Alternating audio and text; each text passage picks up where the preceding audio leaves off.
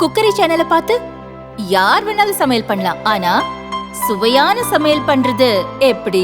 நான் இதயம் நல்லெண்ணெயில சமையல் பண்றேன். ஆஹா ஓஹோன்னு பாராட்டுறாங்க. நீங்களும் இதயம் நல்லெண்ணெயில சமையல் பண்ணுங்க, பாராட்ட வாங்குங்க.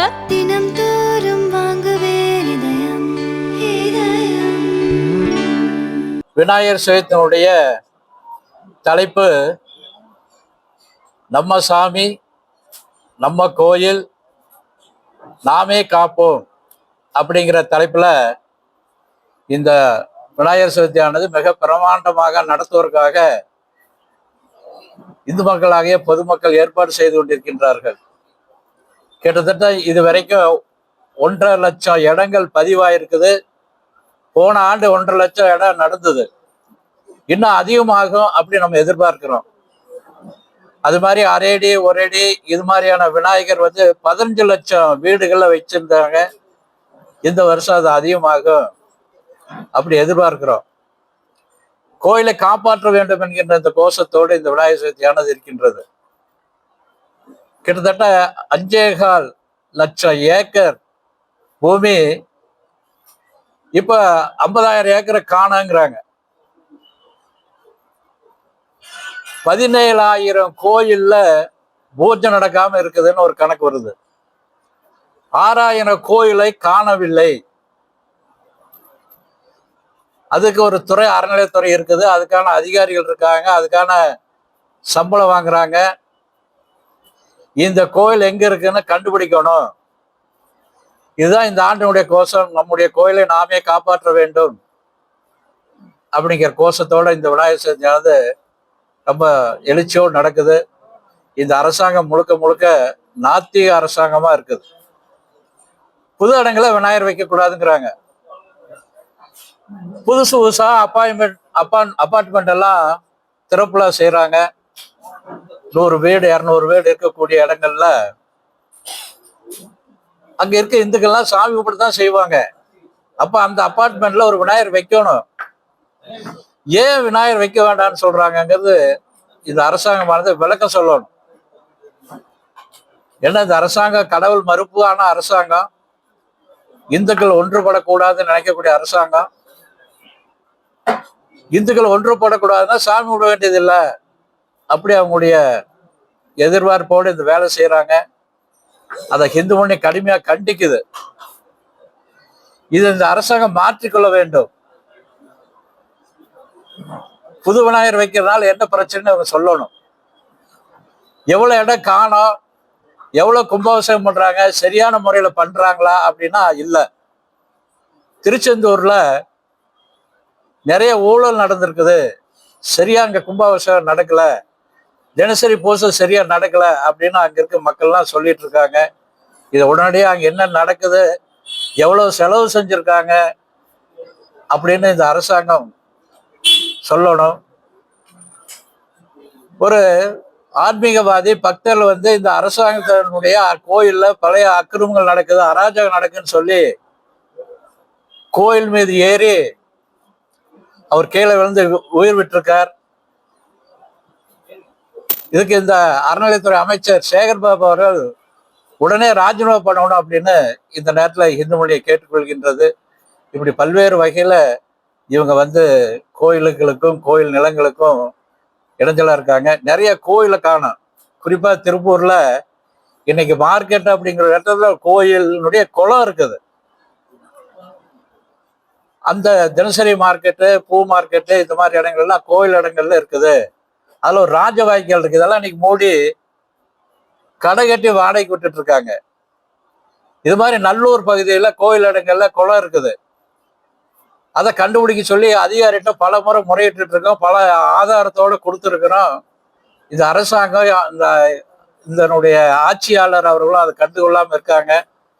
உடனடியே செய்யல அப்படின்னா இது தமிழ்நாடு தழுவிய குளங்கள், கோயில்கள், கோயில் இடங்களை கண்டுபிடிக்க சொல்லி மிகப்பெரிய போராட்டம் நடக்கும். அதனுடைய தலைப்பு தான் இந்த கோயிலை காப்போம்ங்கிற தலைப்புல இந்த விநாயகர் சதுர்த்தி நடக்குது. நீங்க எதாவது கேட்கணும். அதாவது கோயில் குடமுழுக்க நடந்திருக்குன்னு சொல்றாங்க. ஆகம விதிப்பெரிய நடக்கலைன்னு நாம இந்துக்கள் எல்லாம் சொல்லிட்டு இருக்காங்க. ஒண்ணு. ரெண்டாவது, இந்த குடமுழுக்கு பண்றதற்காக எவ்வளவு கலெக்ஷன் பண்ணியிருக்காங்க, எவ்வளவு தொழிலதிபர் பணம் கொடுத்துருக்காங்க, இதுல இவங்க எவ்வளவு பணம் எடுத்திருக்காங்கன்னு நம்ம வெள்ளரிக்கை கேட்டுட்டு இருக்கோம். எவ்வளவு லஞ்சம் நடந்திருக்குது, ஊழல் நடந்திருக்குதுன்னு கேட்டுட்டு இருக்கோம். சொல்ல மாட்டேங்கிறாங்க. இது போக நாம நிறைய இடங்கள்ல கோவில் இடத்த காணோம்னு சொல்லி நாம தகவல் கொடுக்கறதுக்கு தயாரா இருக்கிறோம்.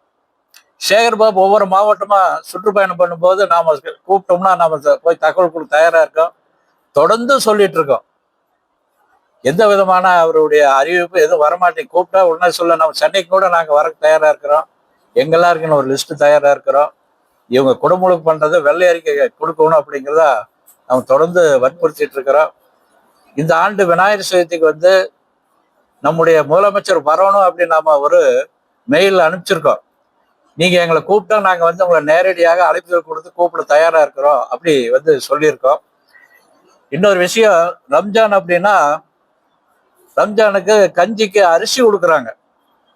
900 டன் அரிசி வந்து அவங்களுக்கு வருஷம் கொடுத்துட்டு இருக்காங்க. நாம கூட இந்த விநாயகர் சதுர்த்திக்கு ஒரு அரையடி பிள்ளையார் எல்லா வீடுகளுக்கும் நீங்க இலவசமா கொடுக்கணும். எப்படி ரம்ஜான் நோம்பி வந்து உங்களுடைய அறிவாலயத்தில் கொண்டாடுறீங்களோ, கட்சி அலுவலகங்களை கொண்டாடுறீங்களோ, அது மாதிரி விநாயகர் சதுர்த்தி உங்களுடைய அறிவாலயத்துல விநாயகர் வைத்து வழிபட வேண்டும், விநாயகர் சதுர்த்திக்கு வாழ்த்து சொல்ல வேண்டும் என்று நாம் அவங்களுக்கு ஒரு கோரிக்கை வச்சிருக்கோம். எப்ப அழைப்பு வரும்னு தெரியல. அழைப்பு வந்தா நேரடியா கூப்பிடுறதுக்கு இந்த மணி தயாரா இருக்குது. எப்படியாவது இதை தடுக்க வேண்டும் என்று பல்வேறு வகையான முயற்சிகள் இந்த அரசியல்வாதி செய்யறாங்க. விநாயகர் சதுர்த்தியை நடத்தக்கூடாது. ஏன்னா இந்த நாடு சுதந்திரம் அடைவதற்கே இந்த விநாயகர் சதுர்த்தி தான் காரணமா இருந்திருக்கு. பாலகங்காதர திலகர் அவர்கள் சுதந்திர போராட்டத்துல மக்களை ஒன்றிணைக்க வேண்டும் என்று விநாயகர் சதுர்த்தி ஆரம்பிச்சார். நாமளும் கூட நிறுவன அமைப்பாளர் கோபால்ஜி அவர்கள் தமிழ்நாட்டில் இந்துக்களை ஒற்றுமைப்படுத்த வேண்டும் என்று இந்த விநாயகர் சதுர்த்தியானது ஒரு விநாயகர்களை துவங்கி இன்னைக்கு 1.5 லட்சம் விநாயகர் நடந்துட்டு இருக்கு.